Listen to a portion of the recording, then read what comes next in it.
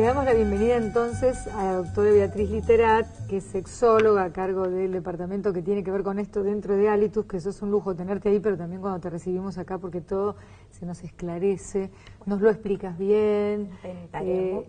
Me parece, y lo hemos hablado más de una vez, es una época en la que nos está tocando ver como cosa muy explícita, pero me parece que nadie nos habla bien de sexo, de sexualidad, de erotismo. Necesitamos. No. Y además no con un vocabulario precisamente elegante, lo cual sería interesante acostumbrarse también. Sí, no molestaría. No molestaría para nada. Hoy vamos a tratar, por empezar, de decir qué es una disfunción sexual. Supongo que se hablará de disfunción cuando el problema persiste y no cuando es algo aislado.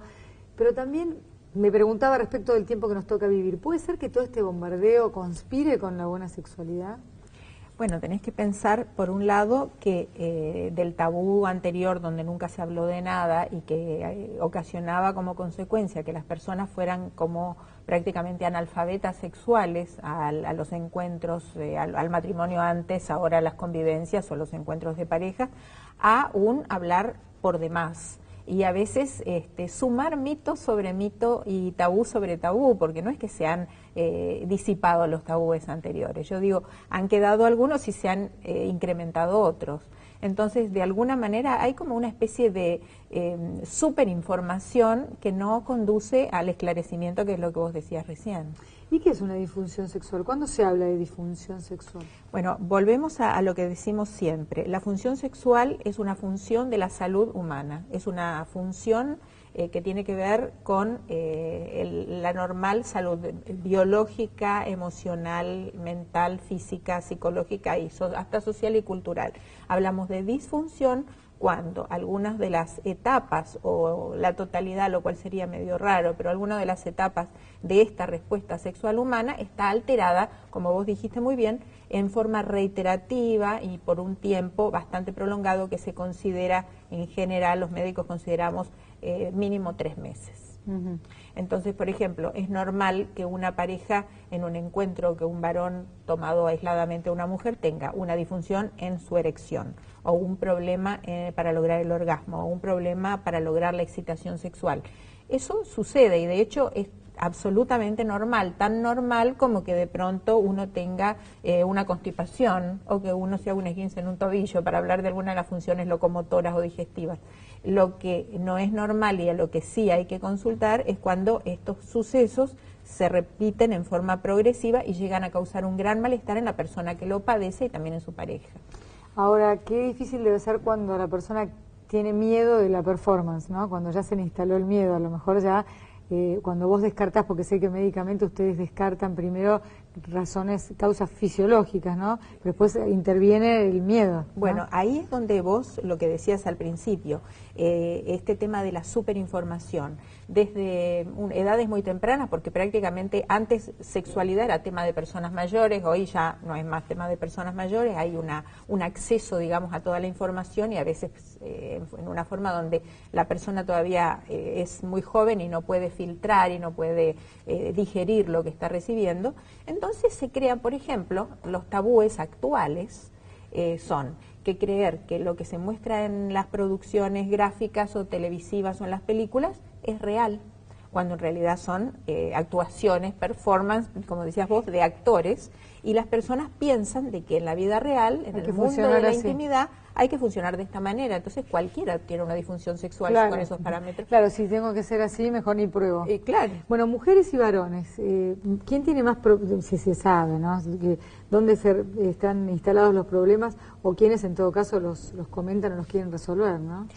Mira, es interesante porque cuando aparece el sildenafil, el comúnmente llamado Viagra, aumentó muchísimo la prevalencia de consultas entre los hombres. Actualmente, después que ya tenemos al Viagra circulando por el mundo hace una década, sucede que las que más consultan son las mujeres. Y es muy interesante porque las mujeres en este momento encuentran, además de lo que vamos a hablar enseguida de los nuevos fármacos y nuevos procedimientos que existen como terapéutica para las disfunciones sexuales, las mujeres quieren vivir mejor, quieren una buena calidad de vida. No se conforman, por ejemplo, si son muy jovencitas quieren empezar, como quien dice, con el pie derecho, no quieren traer la filosofía callejera y arrancar mal con su sexualidad. Entonces recibimos consultas muy lindas porque son consultas de parejitas que se van a casar o parejas que están de regreso de la luna de miel y quieren desarrollar una sexualidad bien, quieren saber si lo que están haciendo está bien o puede ser mejorado. Después, en la otra etapa, en la etapa de las mujeres que están buscando bebés con sus maridos, no quieren que la sexualidad se transforme en algo mecánico que es exclusivamente para buscar bebés, sino que quieren preservar de alguna manera la espontaneidad y la pasión. En las etapas de mujeres que ya han sido mamás, parejitas que tienen bebés chiquitos, quieren saber de qué manera no convertirse en solo padre y madre y poder conservar una sexualidad de pareja. En las personas que están en la edad media de la vida, que ya han tenido una sexualidad a lo largo de la vida de una manera determinada, se plantean si no pueden aprender cosas nuevas, cosas mejores para mejorar la calidad de vida. Y en las personas mayores sucede que de pronto, ante la cantidad de información existente, dicen no me quiero morir sin haber aprendido las cosas que pueden existir y que ahora sé que tengo todo el derecho del mundo, tenga la edad que tenga. Qué bueno, qué maravilla. ¿Hay nuevos hábitos? Digamos, hay una parte que me llamó la atención de si las disfunciones son casi las mismas, ese casi me llamó la atención. Sí, el casi es toda una cuestión incluso de tipo, yo te diría, cultural y filosófica. Porque, por ejemplo, un chico adolescente entre 18 y 28 años, llamémosle así, nunca se había planteado que su performance, para llamarlo de esa manera, o su desempeño sexual en cuanto a la erección, podía tener algún inconveniente.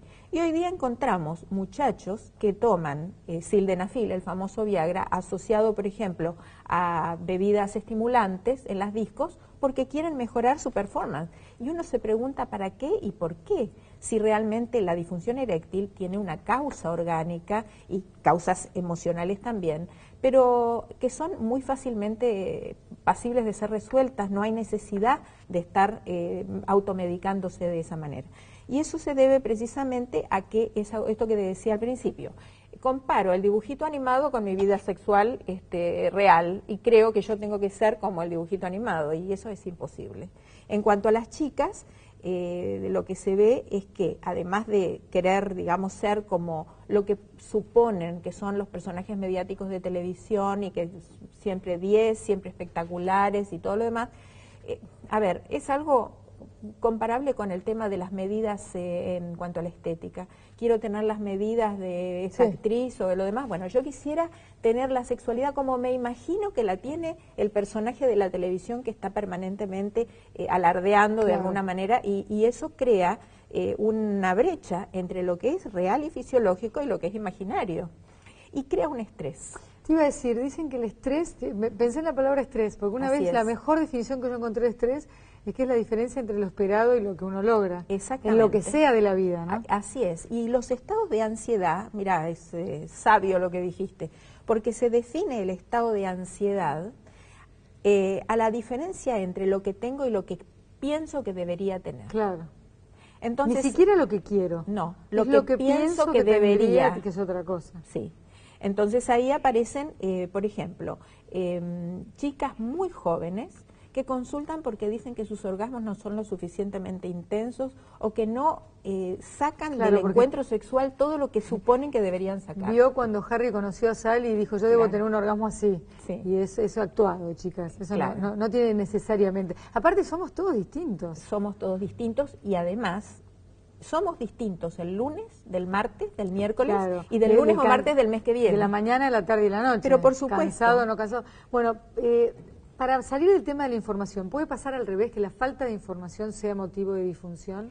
En general, los sexólogos, y yo lo digo siempre, somos grandes educadores sexuales y tenemos que serlo porque como venimos de la época del tabú, de esto no se habla, somos casi, en la gran mayoría, analfabetos sexuales o autodidactas de la sexualidad. Entonces, el trabajo fundamental es informar, orientar, hacer conocer cómo funciona una respuesta sexual, como uno haría conocer a una persona que quiere comenzar a hacer actividad física, cómo hacer para respirar bien, para pisar bien, qué tipo de zapatillas usar, cuándo una actividad es aeróbica, cuándo no es aeróbica, cuándo elongar. De la misma manera la sexualidad. Y de esa manera, si uno sabe cómo funciona la sexualidad, yo te podría decir que desaparecerían prácticamente el 40 o 45% de las disfunciones sexuales. La más gran, ese porcentaje en general es atribuible al desconocimiento, y al haber desconocimiento uno cree que cualquier tropezoncito ya es un gran drama. Un desastre. Sí. ¿Cómo se diagnostica una disfunción sexual? Con un buen interrogatorio, con lo que los médicos llamamos anamnesis, que es casi como un trabajo detectivesco. Por eso yo digo que es muy difícil leer una revista y automedicarse, o considerar que diagnosticar una disfunción sexual y tratarla es una cuestión que lo puede hacer cualquier persona.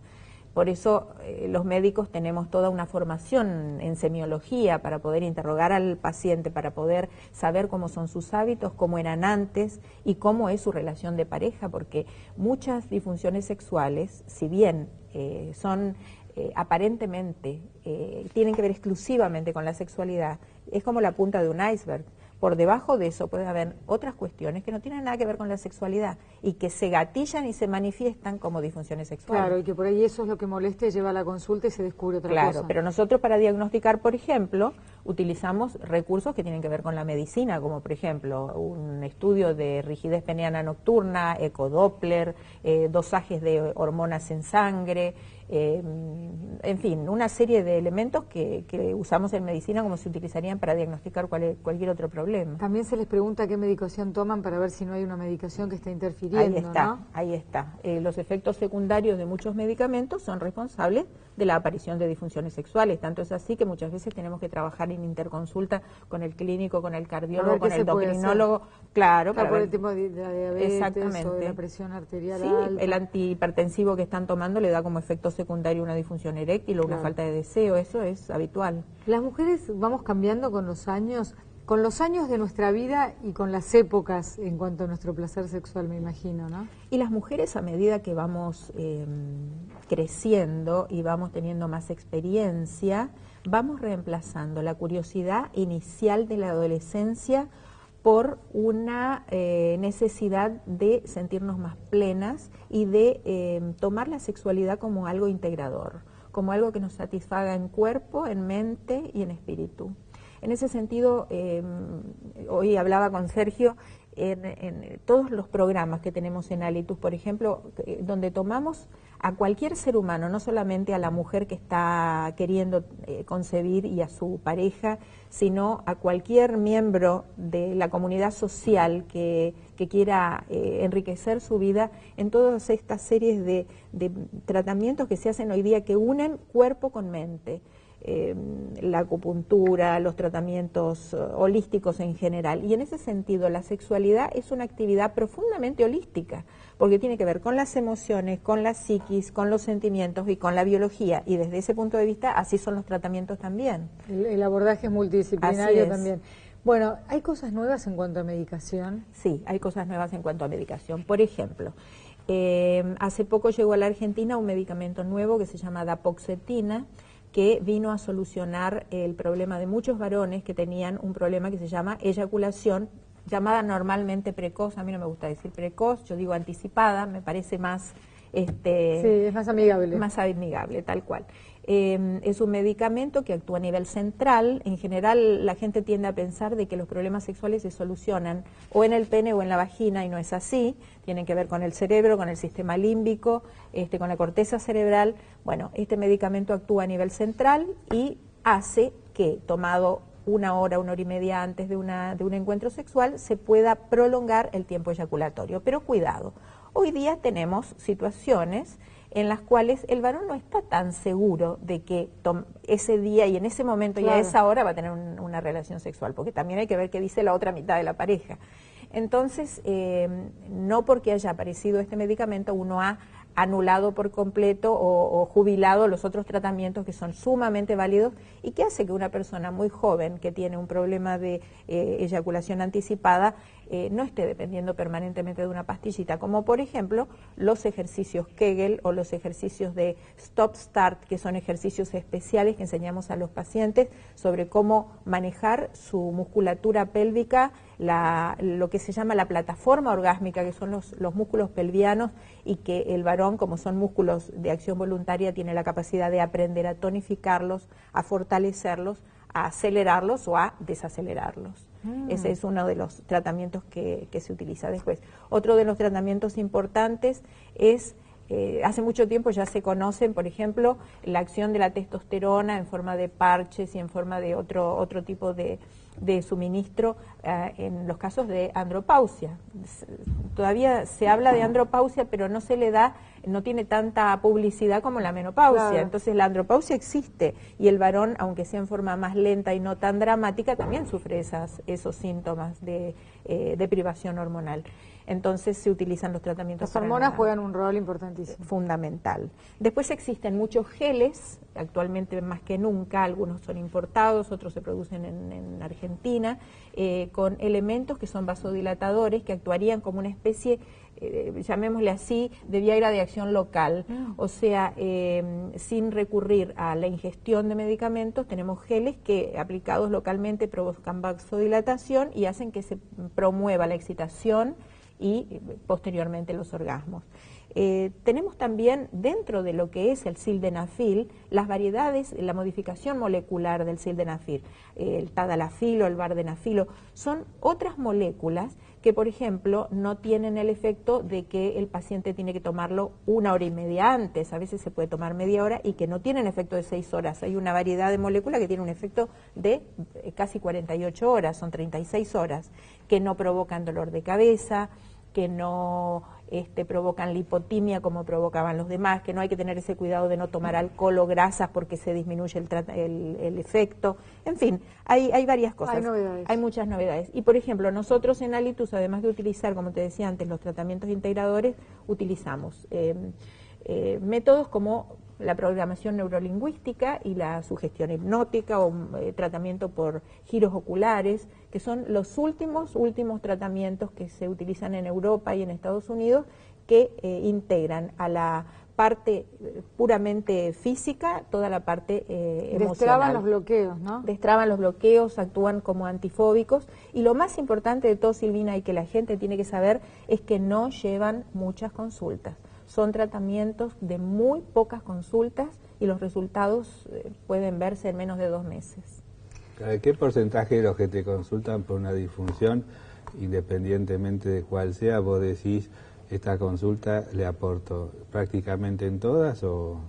Cuando viene por primera vez el paciente, porque a veces viene el paciente y después trae a su pareja, ya el hecho de poder hablar, de mostrarle, yo tengo siempre la pantalla con todas las imágenes, como te decía antes, como hago docencia permanentemente, ¿no?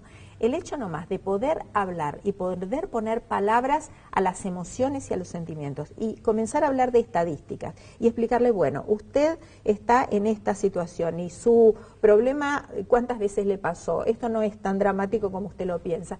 Ya estás haciendo una acción terapéutica, como vos bien lo sabés, vos lo hacés con tus pacientes en tu área. El hecho de que vengan a ver al doctor Pascualini y vos les digas, mire, su problema de infertilidad no es algo tan dramático, tiene solución, en ese momento estás haciendo tratamiento.